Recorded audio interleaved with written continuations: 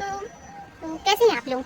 उम्मीद करती हूँ आप लोग खैरियत से होंगे और मैं भी ठीक हूँ बस। लेकिन आजकल ये ज़िंदगी ऐसी चल रही है कि सब कुछ वही सब पुराना मुझे याद आता रहता है। मतलब जो कुछ यहाँ हुआ तो बहुत कुछ याद आता है। पता है जब मैं रील्स बनाना स्टार्ट की थी ना, वही तो अच्छे से बना रही थी। 2021 से तो मैंने शुरू की थी, लेकिन मुझे रील्स बनाते बनाते हो गए आज 3 साल। तो कैसे मेरी आईडी डिलीट हुई, बहुत सारे लोग जानना चाहते हैं कि आपकी आईडी किस वजह से डिलीट हुई, क्या वजह थी आपकी आईडी डिलीट होने की। तो आज इसी टॉपिक में मैं आपको बता रही हूँ कि आईडी डिलीट करने का मतलब मेरी पे परेशानी आई, और जब छत पे जो जो कुछ हुआ वो सब 1 साल तक होता रहा और वो देखती रही मैं। ठीक है, तो क्या हुआ, जब मैं 2023 का महीना चल रहा था, 2000 तो उस साल में मतलब कि रील्स बना रही थी। तो नवंबर का दिन था, तो मैं छठी पे बनाती थी। तो मेरी फ्रेंड थी खुशी, तो वो अपनी छत पे आती थी, तो मैं उसे देख के ना छुप जाती थी मतलब उसे ना दिखाती नहीं थी कि मैं रील्स बना रही हूँ छत पे। तो यहाँ पे वो आती थी नीचे, तो ठीक है, तो यहाँ पे मैं खड़े को बनाती थी रील्स और वो मुझे देखती थी कि क्या कर रही हो। तो मैं कुछ नहीं बताती थी, उसे तब नहीं बताती थी। फिर धीरे धीरे एक दिन उसने देख लिया कि मैं रील्स बनाती हूँ, तो मैंने उसे बता दिया कि हाँ मैं डालती हूँ, पोस्ट करती हूँ।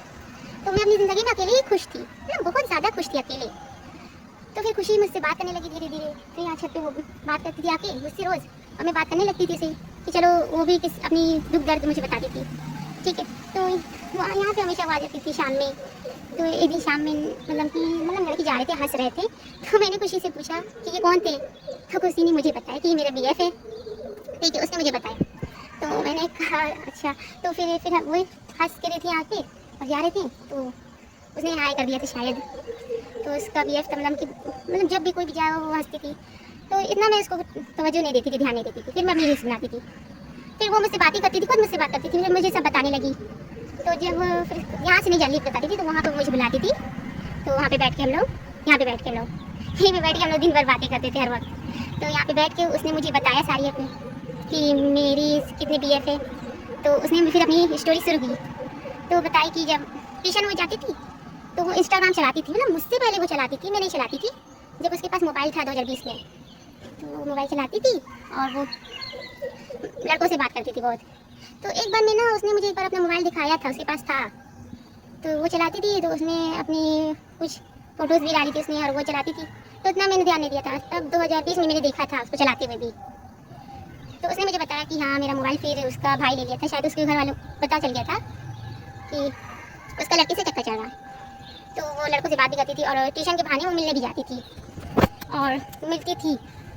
और पता नहीं वो गोरखनाथ का था शायद, बताई थी गोरखनाथ का था, और एक यहाँ का था, और यहाँ का था एक तुगमानपुर का था, उसने बताया था मुझे। अब मैं उसका नाम नहीं बता सकती, लेकिन नाम मुझे सबका पता है। ठीक है, और बहुत थे, और शायद एक घासी कटरा का था। ठीक है, तो उसने मुझे ये सब बताया बात। तो मैंने कहा तुम्हारे इतने BF थे? तो उसने कहा कि वो खूबसूरती चीज़ देखती थी, जो अच्छे लगते थे तो उससे भी ये बात करने लगती थी। ठीक है, तो जब वो फर्स्ट टाइम गई थी वहाँ गोरखनाथ शायद, तो वो फिजिकल भी हुई थी, मतलब इतनी छोटी उम्र में। मतलब आजकल की बच्चे ना, मतलब बहुत नॉलेज रहती है, ऐसा नहीं कि नहीं नॉलेज है। CBSE बोर्ड वाले बच्चों को नॉलेज रहती है, और ये इंग्लिश मीडियम में पढ़ी थी, तो क्या है, ठीक है, उसे सब पता था। तो अब 15 साल की उम्र में लड़की को वो मोबाइल दे दोगे तो सब कुछ उसे पता चल जाएगा ना। तो इतना तो मुझे नहीं पता था सब कुछ। ठीक है, तो जो कुछ उसने किया, फिर उसने मुझे बताया कि मैंने ये सब किया। फिर उसने अपनी बहनों के बारे में बताया। फिर उसने भी बताया कि उसकी बहन ने भी लव मैरिज की थी, तो उसको भी वो ट्यूशन जाते हुए देखी थी, तो वो मुझे बता रही थी कि वो भी मिलती थी। तो उसी की बहन के देखा देखा ये भी सब करने लगी। तो सारी बात हम यहाँ पे बैठ के वो बताती थी मुझे यहीं पे। तो इतनी ज़्यादा बात हम लोग की रोज़ शुरू हो जाती थी। फिर उसने बताया कैसे उसने अपने एक BF को छोड़ा, फिर दूसरे को छोड़ा, फिर तीसरे को छोड़ा। ठीक है, तो सारी बात उसने मुझे बताई, अपनी बहनों के बारे में भी, कि उसकी बहन का भी BF है। ठीक, तो बता रही थी मुझे सारी बातें। तो मैंने कुछ नहीं कहा। फिर मैं अपनी आ गई छत पे, यहाँ पे। ठीक है, यहीं पे मतलब हम लोग यहीं से कूद के आ जाते थे, जाते थे। तो वो बुलाती थी तब मैं उसकी छत पे जाती थी कूद के, और कुछ नहीं। और मतलब मैं इतना उसका बुरा नहीं चाहती थी, वो सारी बात बताई क्योंकि वो अकेली थी। फिर ऐसे दिसंबर का महीना आ गया, फिर वो जो शाहिल था, लेकिन हाँ, और उसे वो पैसे देती दी। एक बार मैंने देखा वो आया था नीचे, मतलब नीचे खड़ा था, तो मैं छत पे रील्स बना रही थी, फिर रील्स बना रही थी। तो मैंने देखा कि एक लड़का आया है, और यहाँ पे वो नीचे खड़ा था बाइक से, और फिर खुशी उसे पैसा दे रही थी। तो ऐसे उसने पैसा दे दिया, शायद उसे ज़रूरत थी।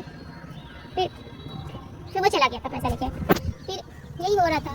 तो ऐसे दिसंबर भी बीत गया, वो सिर्फ बात करती थी, मतलब कि अपनी बहन का मोबाइल लेके बात करती थी वो। फिर क्योंकि उसको घर वाले शायद पता चल गया था कि पहले खुशी लड़की से बात करती थी, तो भी इसको मोबाइल शायद छीन लिए थे, जिससे वो स्टडी करती थी, लॉकडाउन लगा था। ठीक है, तो ऐसे ही हुआ था कि वो अपनी बहन का मोबाइल से लेके उससे बात करती थी हर वक्त। अब ऐसे फिर जनवरी आ गया, फिर खुशी एक दिन गई थी, मतलब सामान लेने गई थी, तो फिर उसे एक लड़का दिखा था, मतलब कि तो उसका वो आईडी ले ली, वो खूबसूरत था। मतलब जो खूबसूरत चीज़ लगेगी तुम उससे उसी भी चली जाओगी, ये गलत है। जब तुम्हारे पास एक है तो फिर क्यों उसे छोड़ रही हो। फिर उसने उसकी आईडी ले ली, फिर उससे बात करने लगी, और फिर उसने ना साहिल को छोड़ दिया था। मतलब साहिल ने खुशी को नहीं छोड़ा, खुशी ने खुद साहिल को छोड़ दिया था। फिर वो आई, मुझे बताई, तो फिर एक दिन ना, फिर दूसरे दिन देखी एक लड़का यहाँ पे आगे बैठा था, तो मुझे लगा किराएदार होगा शायद, लंबा सा था। तो आया, फिर उस दिन दूसरे दिन शाम में खुशी छत पे नहीं आई थी, शायद कहीं गई थी। तो फिर तीसरे दिन मुझसे आगे पूछी कोई लड़का आया था वहाँ पे। मैंने कहा हाँ आया था, पता नहीं कौन था। तो उसने मुझे बताया सारी बात कि हाँ मैंने ही बुलाया था, मुझे मिला था वहाँ पे, तो मोमोज खा रहा था मुझे बताई वो। तो मैंने कहा अच्छा।